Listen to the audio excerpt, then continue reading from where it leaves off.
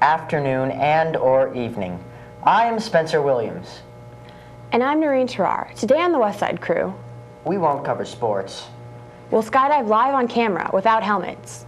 I am joining the varsity football team as first-string quarterback. And we won't have our show introduction.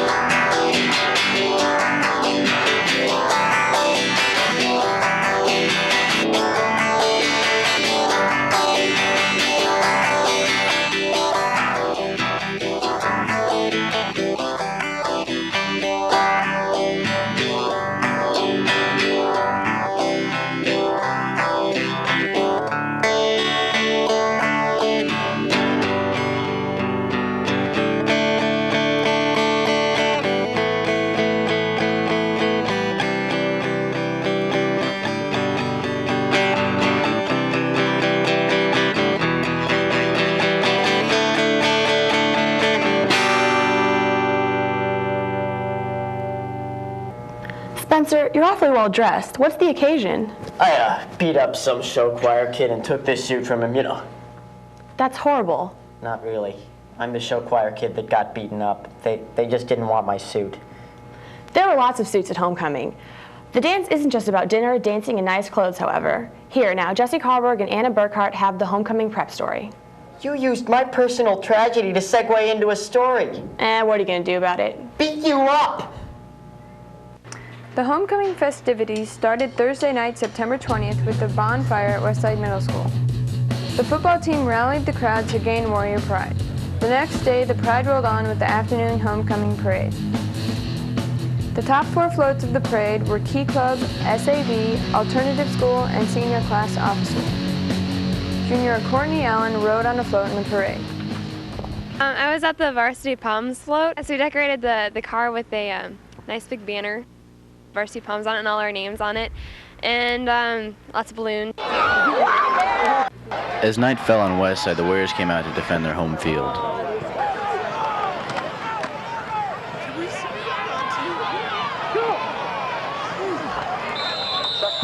Halftime, halftime, halftime.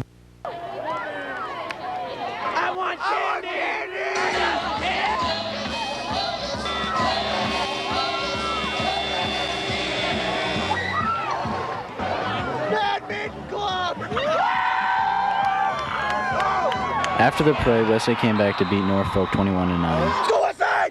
Thanks, Jesse and Anna. Stephanie Tanner covered the dance itself. How was it, Stephanie? Homecoming was made a spectacular success as many students volunteered many hours to help set up.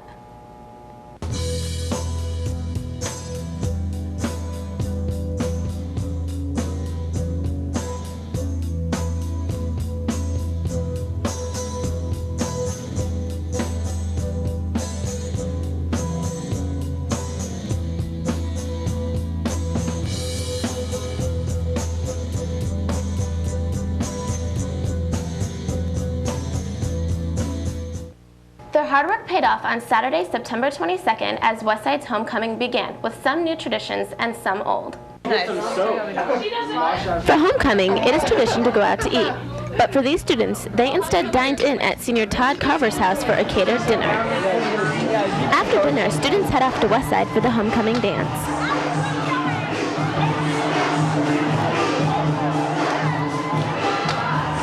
Every year, students gather into the auditorium to find out who their new homecoming king and queen will be. There are 10 king candidates and 10 queen candidates chosen from the senior class. Every year, it is tradition to have varsity football coach Larry Morrissey crown the new homecoming king.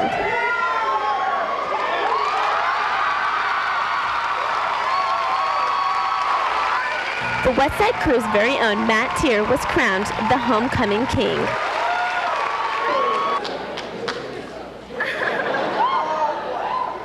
He went on to crown the new homecoming queen, Erica Beatty. I'm Matt Tier, and I'm the homecoming queen. You're the king. I'm Erica Beatty, and I'm the homecoming king. We're really excited, and we thank everyone. Thank you very much. Let's see what some students thought of the dance and coronation. I thought the dance was wonderful, and I had a great time with Kelly. Homecoming was a lot of fun. I was really happy for the king and queen, and I'm looking forward to having a lot of fun after the dance. A pretty solid homecoming, although the lights are a little bright. Through the hard work and many late nights put in by cheerleaders, varsity pom members, and many other students, homecoming was a huge success.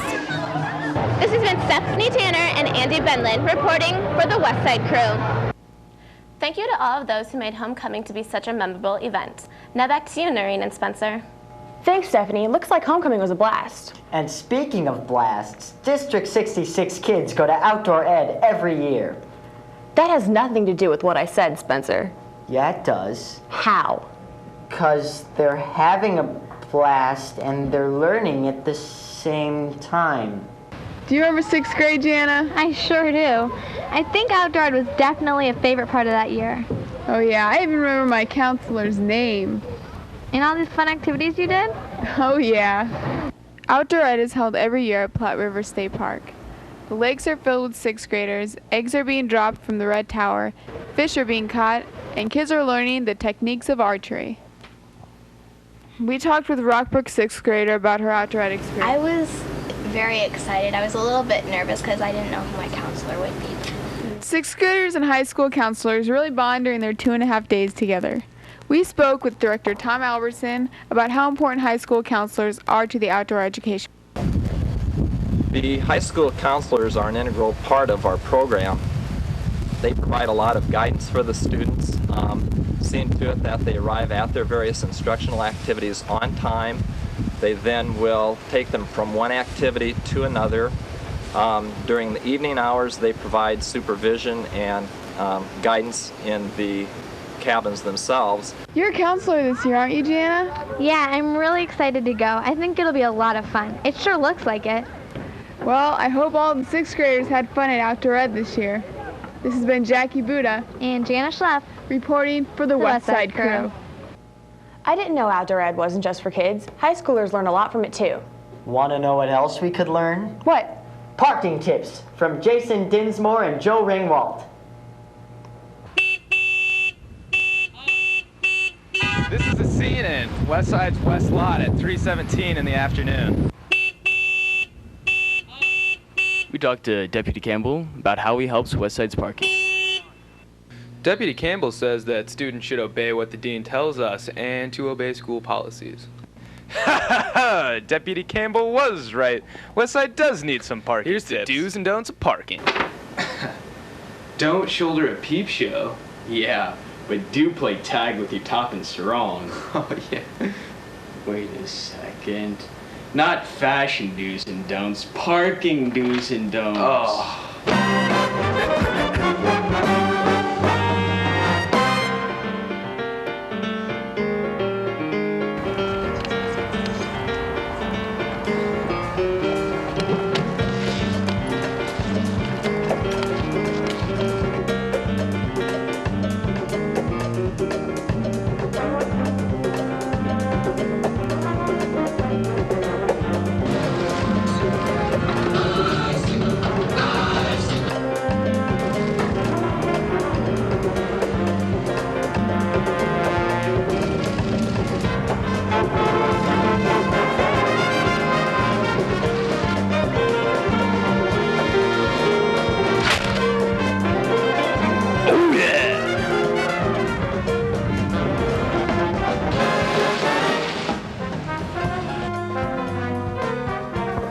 This has been Jason Dinsmore.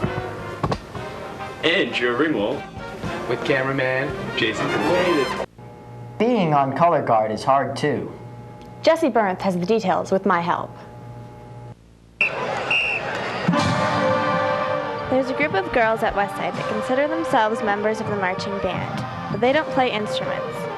However, they do learn 3,653 steps along with the band. Color Guard was started around 25 years ago and was named for an auxiliary group that learns movements and dance steps to music. Color Guard Captain Michelle Leonard and co-captain Sarah Wilden say that there is work involved in being a member of Color Guard. For me, it's not hard. For the people who look at it and they try out for their first year, it's harder for them. We practice every Monday and Tuesday on our own from 7 to 7:45 in the morning, and then we practice with the band Wednesday, Thursday, Friday from 7 to 9. And sometimes we have unscheduled practices after school. Despite all their hard work, the girls feel that there is a lack of respect for Color Guard. If we mess up, the band pretty much makes fun of us when they mess up too, and they pretty much look at us like we don't do anything. We're wannabe cheerleaders, that's what they say. So a lot of times people think we're just lazy and we don't work, which isn't true because Color Guard's really hard. Well, there you have it. The Color Guard actually is a lot of work. So next time you see the marching band, check out the girls in the middle of it all, the Color Guard. This has been Jesse Bernth with photographer Noreen Terrar for the Westside crew. The color guard does their job very well. You know, I've never seen the marching band attacked by pigments of any kind. Get it? Color guard attacking pigments. Matt here and Stephanie D'Souza haven't ever seen the band attacked either. Here's their story.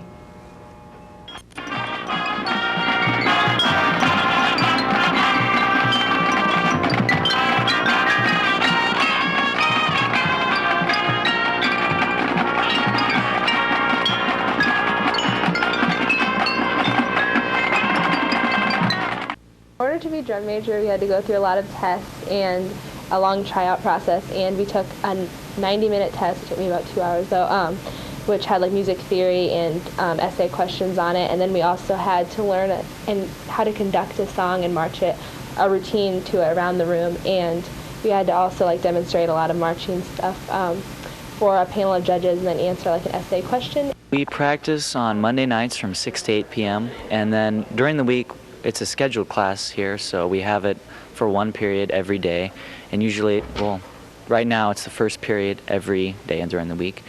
And then on Wednesday, Thursday,